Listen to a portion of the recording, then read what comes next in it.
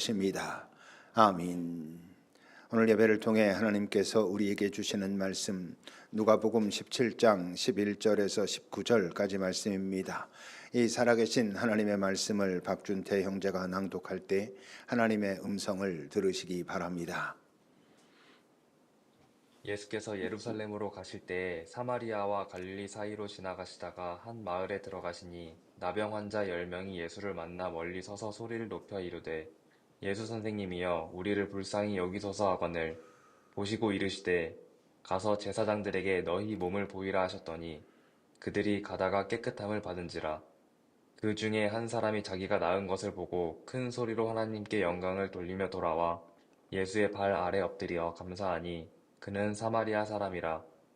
예수께서 대답하여 이르시되 10사람이 다 깨끗함을 받지 아니하였느냐? 그 9은 어디 있느냐? 이 이방인 외에는 하나님께 영광을 돌리러 돌아온 자가 없느냐 하시고 그에게 이르시되 일어나 가라 내 믿음이 너를 구원하였느니라 하시더라. 아멘. 하나님의 말씀입니다. 하나님, 오늘도 이 말씀으로 우리에게 지금 이 순간 우리가 보고 또 살아내야 하는 것들을 가르쳐 주십시오.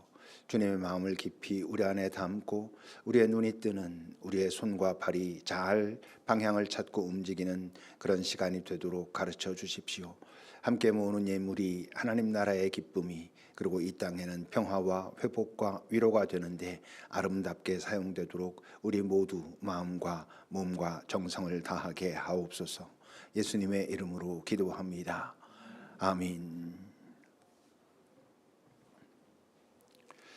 살다 보면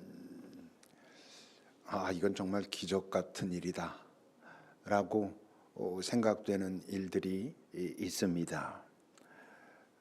여러분들의 삶에도 아마 돌이켜보면 정말 이건 기적인데 하는 사건들이 있지요.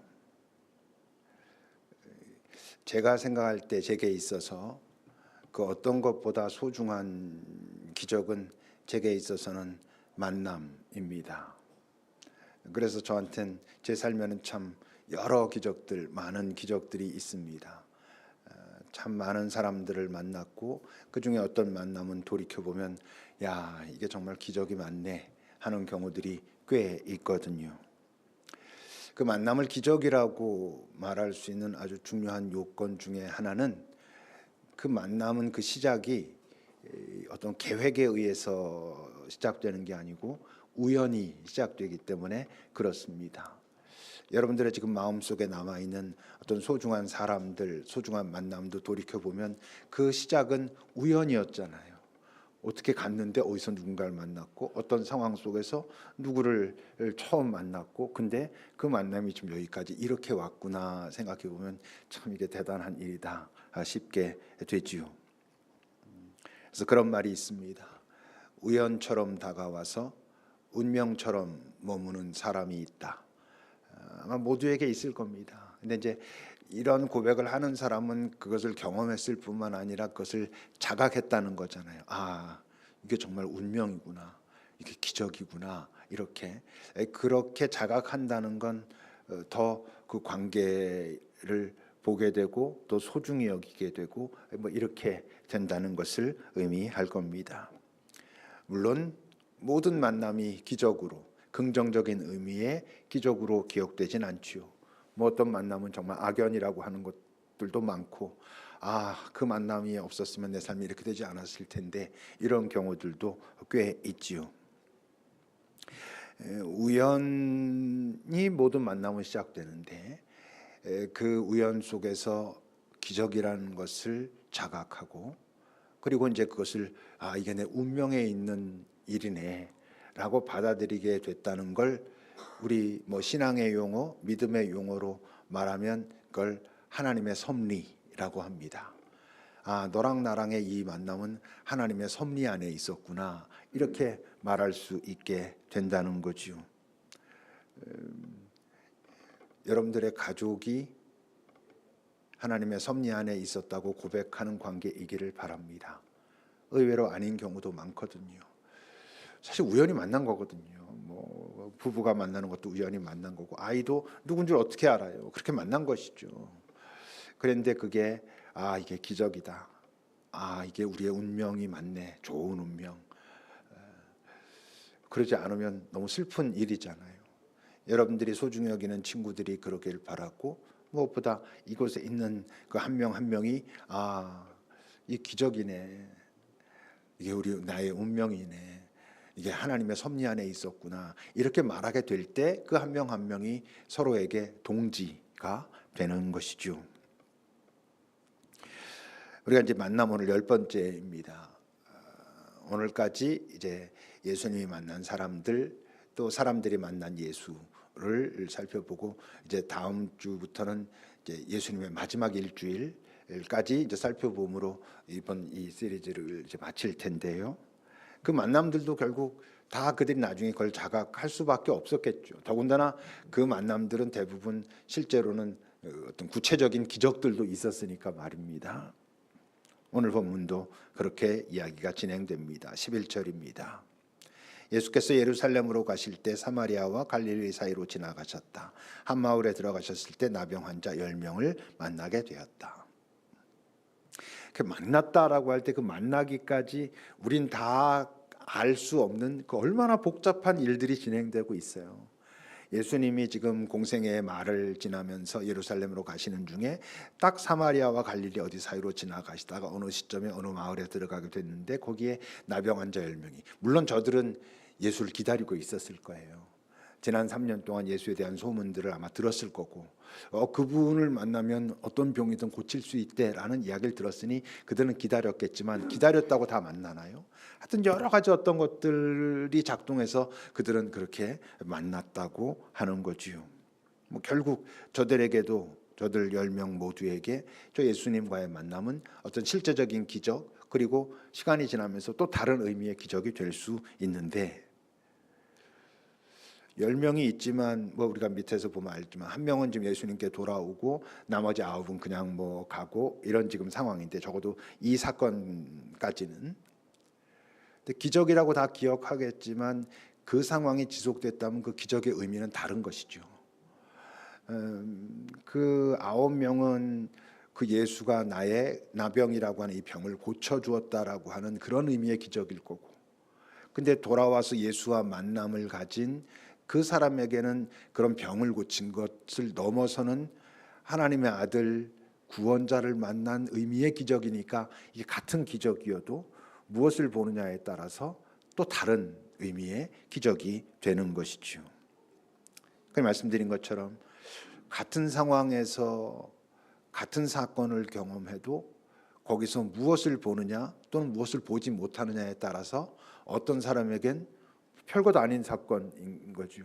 그거 갖고 왜 그래? 이럴 수 있는 사건이고, 누군가에는 그 안에 감동이 있고 또는 치유가 있고 기쁨이 있는 기적적인 사건이 되기도 하고, 같은 기적이어도 누군가는 전혀 다른 차원의 어떤 기적이 되기도 하고 그런 거죠.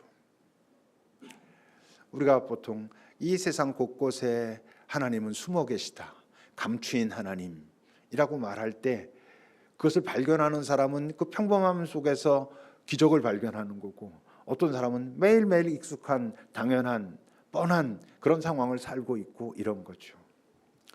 한때 그 청년들 사역하는 현장에서 아주 유행했던 말이 기적을 상식처럼 경험하는 젊음, 기적을 상식처럼 경험하는 교회, 이런 얘기들 한참 있었어요. 근데 정말 소중한 건, 주님이 우리에게 기대하시는 건 어떤 특별한 기적이 기도하면 이루어지고 애쓰면 다 되고 그래가지고 그 기적이 정말 평범한 것처럼 맨날 기적을 경험하는 삶이 아니고, 오히려 상식 속에서 기적을 발견해내는, 그냥 뻔한 거였는데 어느 날 내 마음이 주님과 함께 잘 닿아 있을 때 이전과 똑같은 상황 속에서 이게 이거였구나, 깊은 감사가 있고 감동이 있고 새로운 에너지를 경험하고, 이게 훨씬 더 복된 인생이 되는 것이지요. 자, 이제 그렇게 예수님을 만난 자들이 예수님을 부릅니다. 13절입니다. 예수 선생님, 우리를 불쌍히 여기소서라고 합니다. 그러니까 지금 저들에게 사실 예수의 정체성, 예수가 누구인가 하는 것은 첫 번째로 중요하지 않아요. 그럴 수밖에 없는 거죠. 아직은 그걸 알 수도 없고, 사실 정확하게. 지금 이들에게 중요한 건 뭐야? 그동안 자신들이 들었던, 소문으로 들었던 저 예수란 자가 가지고 있는 그의 능력, 그를 만난 자들은 거의 다 자기가 갖고 있던 문제를, 병을 고쳤다더라라는 것을 알았으니 기다렸고 왔을 때 지금 그렇게 외치고 있는 거지요. 예수님도 그것을 인정하시죠. 우리가 어떤 아픈 문제 때 뭐 그 아픔을 막 이야기할 때 예수님이 누구인가 보다 지금 나의 아픔이 더 중요한 이런 경우가 우리 살면 뭐 충분히 있을 수 있고, 예수님도 그것을 인정하시죠. 너 지금 뭐가 먼저야? 이렇게 묻지 않으십니다. 그냥 내 아픔 그 자체를 그냥 인정하시죠. 그러니 그분의 눈빛이 어땠을까요? 14절을 보십시오. 그들을 보셨다. 저 보신 것은 너희들이 지금 중요하게 여기는 게 뭐야를 따지는 눈빛이 아니고 그냥 그들의 아픔, 지금까지 살아오면서 그 경험했던 그들의 소외감, 그 여러 가지를 보시면서 안타까워하시고 긍휼히 여기시고 연민을 가지시고 이러시는 거지요. 그러니 그들에게 이제 말씀하십니다. 제사장들에게 가서 너희 몸을 보여라. 저 너희들이 치유될 것이고 내가 너희를 고칠 것이고, 제사장에게 가서 몸을 보이라는 얘기는 그들로 하여금 사회 구성원으로 복귀할 수 있도록 배려하시는 거죠. 저 당시에는 저런 병들을 갖고 있는 자들은 유대 공동체에 함께 있을 수 없었고 소외돼 있었고, 그리고 그것이 이제 괜찮으니까 유대 공동체로 들어가도 돼라는 것을 결정하는 사람은 제사장들이었거든요. 그러니까 지금 성전에 가서 아마 예물을 드리고 하나님을 제사한 후에 제사장에게 너희가 나았음을 확증받고 그리고는 이제 사회로 복귀해라, 구성원으로 다시 돌아가라, 이런 이제 의미를 담고 있는 거예요. 근데 이 사건의 독특함은 고침을 받은 후에 가가지고 뭐 제사장을 만나고 이렇게 하라는 게 아니고 먼저 가라고 하시면서 가다 보면 어떤 일이 벌어질 거다라고 하는 암시를 주신 거예요. 이들이 그렇게 갑니다. 근데 가는 중에 깨끗함을 받았어요. 이들이 가면서 그냥 간 건데 의심이 없었을까? 의심이 어떻게 하나도 없었겠어요. 그렇지만 그들 어떤 절박함, 꼭 나야 된다라고 하는 그런 마음이 그들로 하여금 그야말로 순종하게 하는 거죠. 따라가게 하는 것이죠. 근데 이런 게 믿음입니다. 자주 말하지만 믿음은 의심 없이 하는 것이 아니고 이게 정말 이렇게 해도 된다고? 라고 하는 의구심이 있지만 지금 그렇게 해라고 하는 그분이 누구인가를 확인하고, 아, 이게 지금 주님께서 내게 주시는 마음이 맞구나, 지금 말씀은 나에게 이렇게 말씀하시는구나가 그분이 하신 게 맞다면 기꺼이 해보는 거, 그때 어떤 경험을 하게 되는 게 이제 믿음의 시도고 믿음의 경험이죠. 시도하지 않으면 아무 일도 벌어지지 않는다는 얘기를 이경 목사님이 강조하시고 많은 사람들이 되게 기억된다고 얘기를 하더라고요. 시도하지 않으면 경험하지 못하죠. 당연히 시도해야 경험이 일어나고요, 경험을 통해서 사람은 성장하거든요. 그러니까 결국 성숙하는 사람은 어떤 경험이 있는데 그 경험은 무언가 낯선 시도를 통한 경험을 통해서 사람이 성숙하지, 뻔한 경험을 통해서 성숙하는 경우는 별로 없죠. 숙련될 수는 있지만 똑같은 것을 반복함으로, 그러나 다른 차원의 시각을 갖게 되고 그 사람이 참, 와, 저 사람이 이전과 달리 많이 성숙했어는 낯선 경험이 있었다는 얘기고, 그건 낯선 시도가 있다는 얘기고, 그것을 믿음의 시도라고 우리는 하나님의 말씀과 닿아서 말을 하게 되는 것이지요. 자, 이제 그런데 그들 모두가 나름 절박하기 때문에 그 말을 믿을 수밖에 없어서, 정말 꼭 믿고 싶어서 되기를 바라는 마음으로 그렇게 시도를 했고 다 나았습니다. 그때 15절입니다. 그 중에 한 사람은 자기가 나은 것을 보고 가던 길을 돌이킨 것이죠. 하나님께 영광을 돌리면서 돌아와서 예수의 발 아래 엎드려서 감사합니다. 이방인이었습니다. 이 사람은 어떻게 이럴 수 있었을까?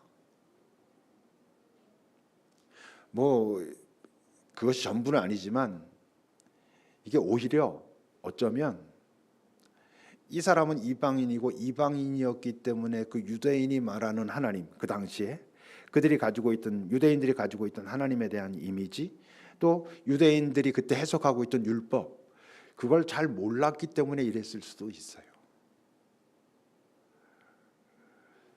여러분 17절과 8절을 보십시오.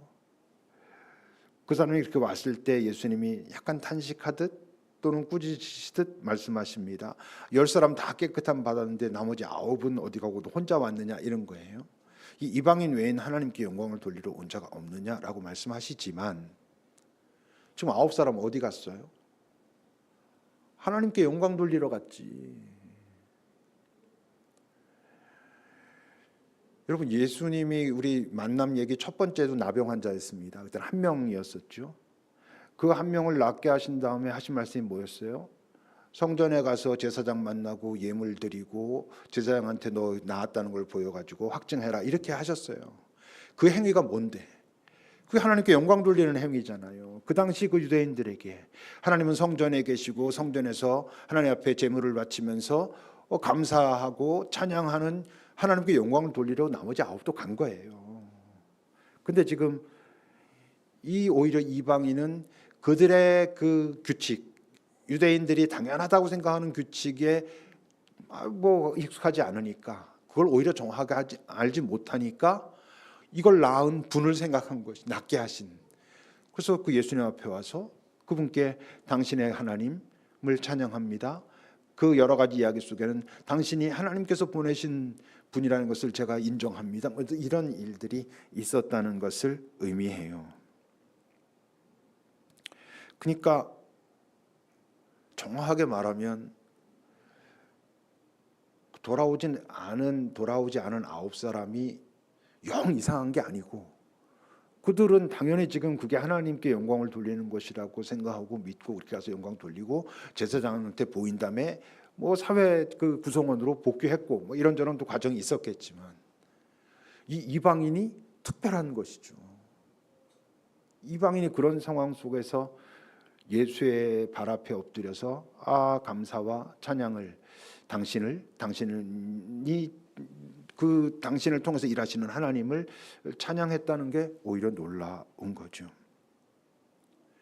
실제로 여러분 복음서에 나오는 대부분의 예수님이 하셨던 구원의 선언은 뭐와 관계되어 있었냐 하면 그들의 질병의 치유와 관계가 있었어요.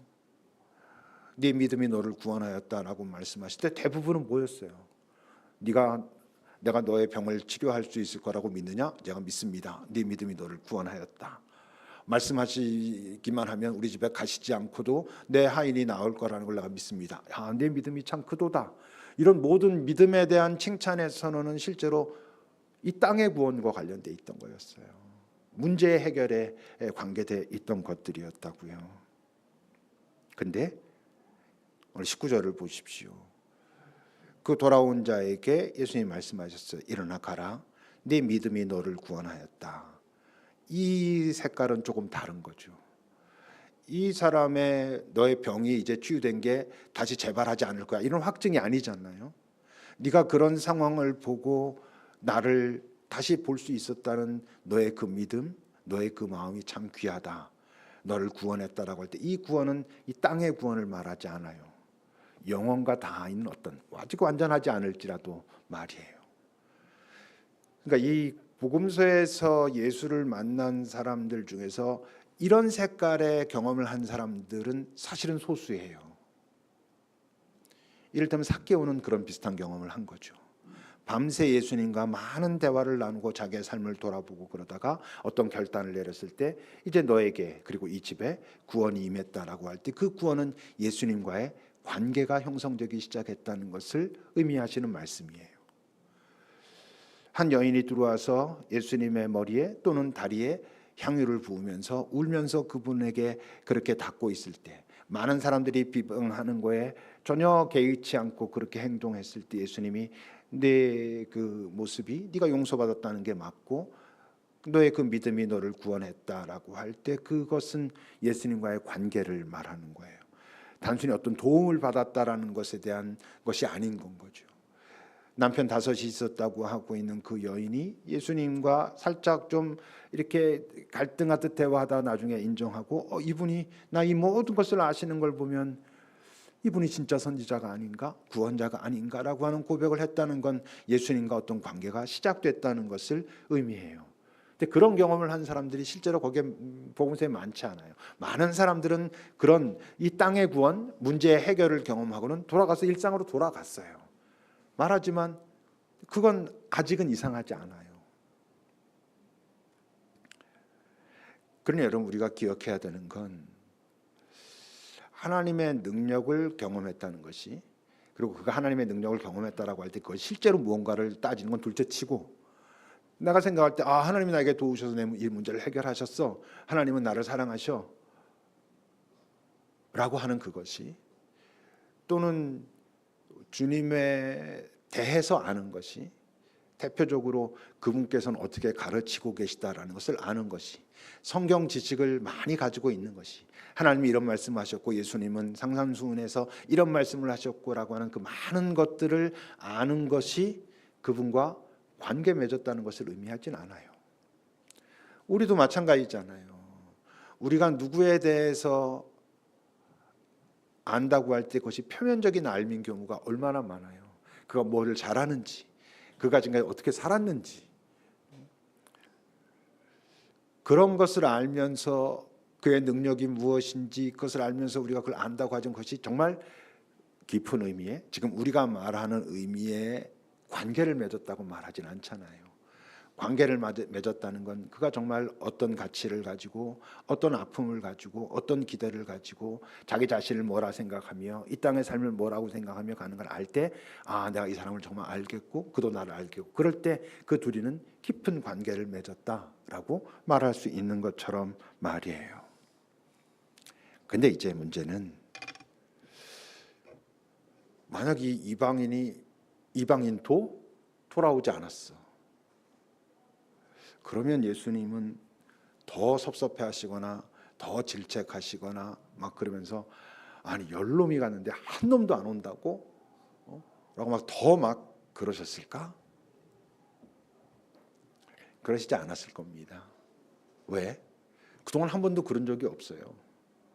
그동안 뭐가 나았다고 그래서 그가 이렇게 하고 갔을 때 왜 이 일을 행한 나를 알아보지 못하느냐고 막 이렇게 화내거나 질책하신 적이 없잖아요. 이방인이 와서 오히려 지금 그런 얘기를 살짝 하신 거지, 아예 아무도 안 왔다면 그냥 두셨을 거예요.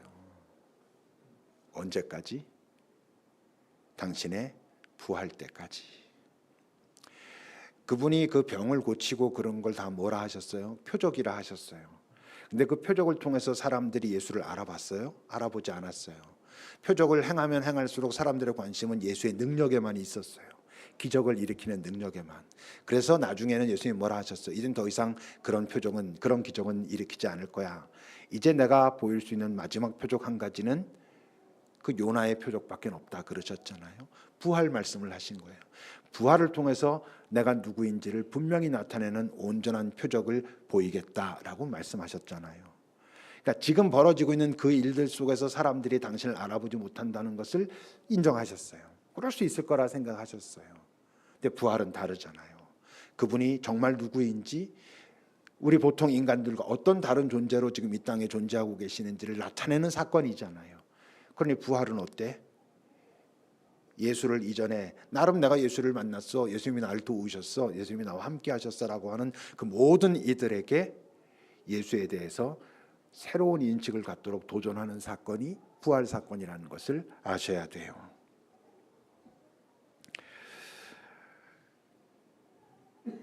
그러니 오늘 이 이방인이들은 내 믿음이 너를 구원했다 라고 하는 그 너의 병이 치유됐다를 넘어서는 영원과 닿은 구원의 선언 이야기를 이 사람이 들은 건, 대부분의 사람들은 부활의 예수를 만나고 나서 그 부활의 예수를 만났기 때문에 예수의 실체를 인정하게 된 사람들이 듣게 되는 구원의 선언을 이 이방인은 오늘 먼저 듣고 있는 거예요.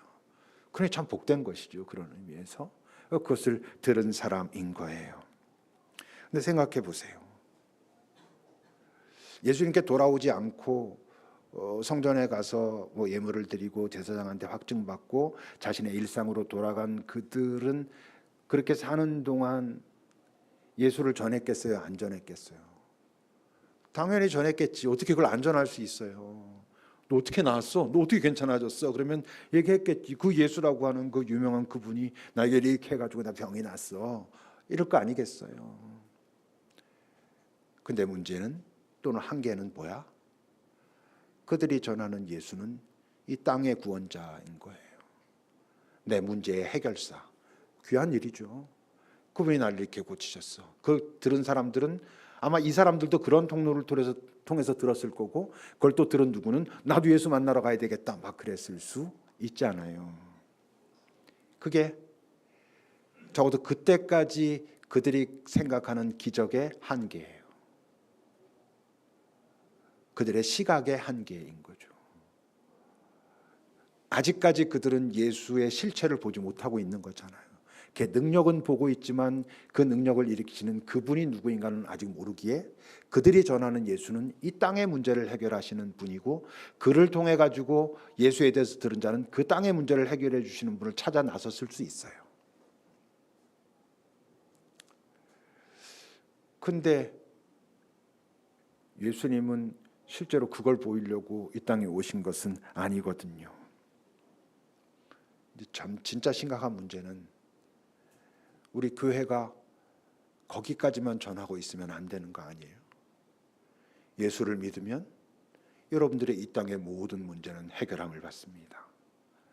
열나병 환자를 보십시오. 우리가 그동안 봤던 그 많은 아팠던 자들이 예수를 만나고 해결되지 않았습니까? 에 머무르고 있다면 교회는 자칫 예수님을 향하여 돌아오지 않은 그 9사람을 양산하고 있는 중일 수도 있어요. 땅의 구원자, 내 문제의 해결사로만 말이에요.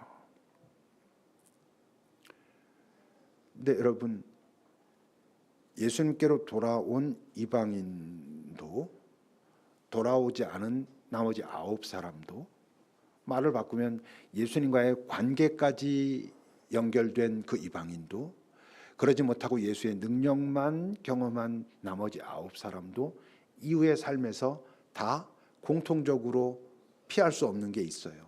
뭐예요? 그들이 얼마 지나지 않아 또 다른 어떤 문제를 만나게 될 거라는 거예요.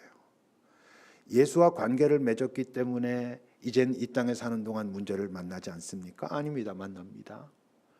그 놀라운 기적을, 나를 도우시는, 내 문제를 해결하시는 주님을 통해서 내 문제가 해결됐기 때문에 이후에 그의 삶에는 더 이상 문제가 없습니까? 아닙니다. 돌아온 자나 돌아오지 않은 자나 어쩔 수 없이 이 땅 사는 동안 또 문제를 만나게 될 거예요. 근데 여러분, 우리가 경험해봐서 알잖아요. 하나님의 도움은 이 땅에서, 하나님의 능력의 경험, 예수의 능력 경험은 불연속적이에요. 물론 내가 그 능력이 하나님께서 도우셨어라고 말하는 것도 정말 그런가도 따져봐야 되지만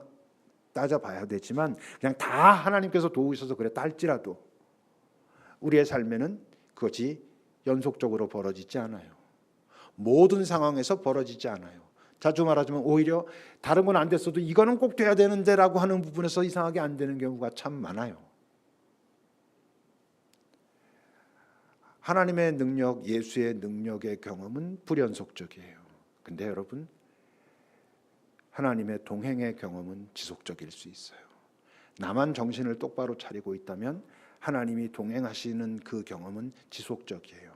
그리고 이 땅에서 우리가 경험할 수 있는 가장 큰 하나님의 능력, 예수님의 능력은 내 문제의 해결사로서가 아니라 나라고 하는 존재와 언제까지나 함께 동행하시는 그분이 내게 보여주시는 가장 큰 그분의 능력임을 여러분 아셔야 돼요.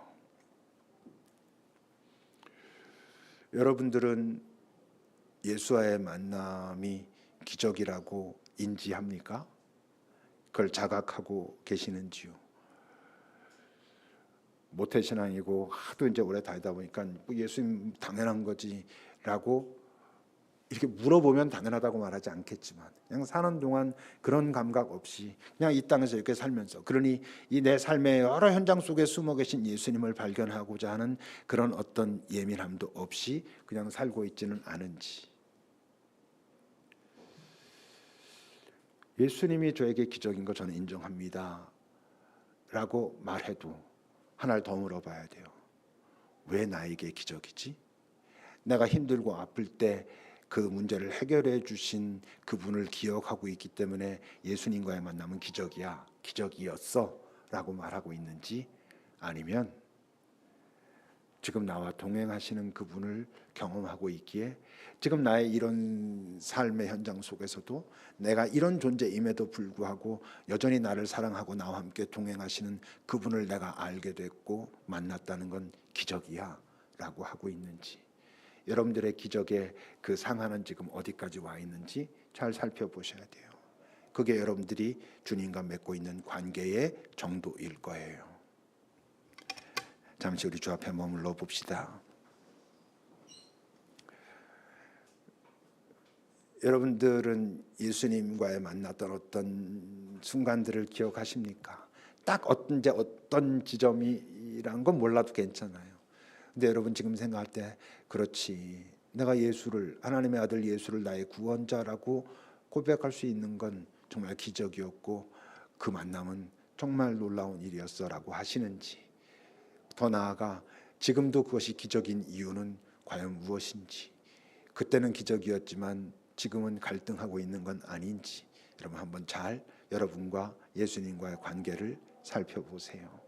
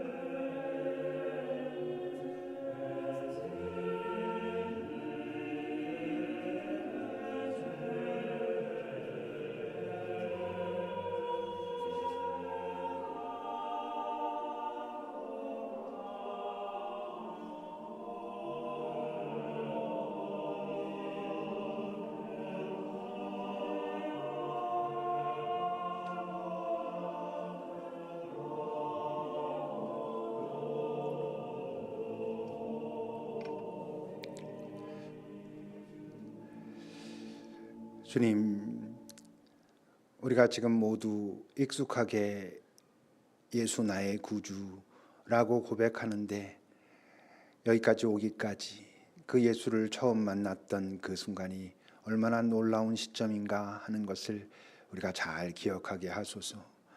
그리고 여기까지 이렇게 오는 동안 그분은 얼마나 오래 나를 참으셨고 기다리셨고 돌보셨고, 지금도 나와 함께하기 위하여 나랑은 비교도 안 될 만큼 애쓰고 계시는지 그것을 알아챌 수 있는 우리들이 되게 하소서. 하여 내 안에 계신 주님이 지금도 경탄이 되고 진심으로 감사가 되는 기적을 경험하는 우리들, 내 안에서 그것을 경험함으로 살아가는 그 현장의 곳곳에서 내 주님의 마음을 발견하고, 그러므로 남들에겐 평범해 보이는 속에서 감사를, 경탄을 찾아내는 기적의 삶을 살아내는 우리들이 될 수 있도록 주님 우리를 가르치소서.